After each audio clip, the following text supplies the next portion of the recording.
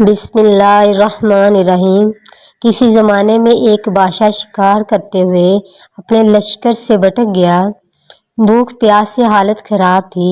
اتنے میں ایک جگہ سے ایک جھونپڑی نظر آئی۔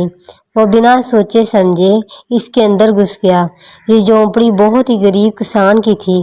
وہ بادشاہ کو نہیں جانتا تھا۔ اس نے مہمان سمجھ کر اپنی طرف سے خوب مہمان نوازی کی۔ اتنے میں اندھیرا چھا گیا اور رات ہو گئی۔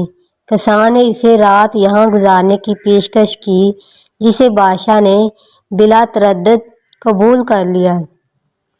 جیسے ہی رات ہوئی، بادشاہ گہری نیند سو گیا۔ رات کے کسی پہر بادشاہ کی آنکھ کھلی تو اس نے دیکھا کہ کوئی سایہ خیمے سے باہر نکل رہا ہے۔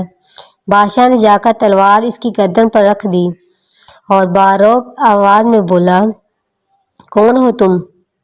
اس سائے نے تلوار گردن سے ہٹاتے ہوئے جواب دیا کہ میں تقدیر ہوں، اور آج رات اس گھر میں ایک لڑکی کی پیدائش ہوئی ہے۔ میں اس کی تقدیر لکھنے آئی ہوں۔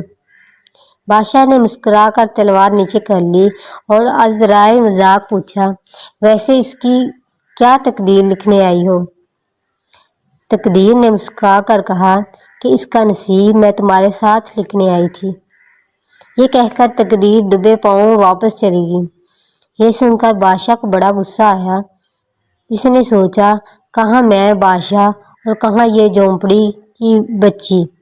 اس نے غصے میں آ کر بچی کے پیٹ میں چھرا گھونپا اور باہر نکل آیا۔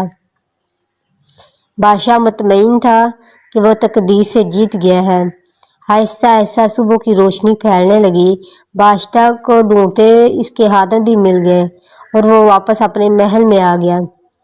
اس بات کو کافی عرصہ گزر گیا۔ شہر میں کسی دوشیزہ کے بارے میں بہت زیادہ چرچے ہونے لگے، جو تھی حسن میں لاجواب، علم و ہنر میں باکمال۔ اس کے امیدواروں میں امراء اور شرفاء کی لائنیں لگی ہوئی تھیں۔ اس کے قصیدے بادشاہ تک بھی پہنچ گئے، جیسا کہ بادشاہوں کی روایت رہی ہے کہ ہر نایاب چیز پر وہ اپنا حق سمجھتے ہیں۔ چنانچہ اس نے دوشیزہ کو شادی کا سندیا بھیجا۔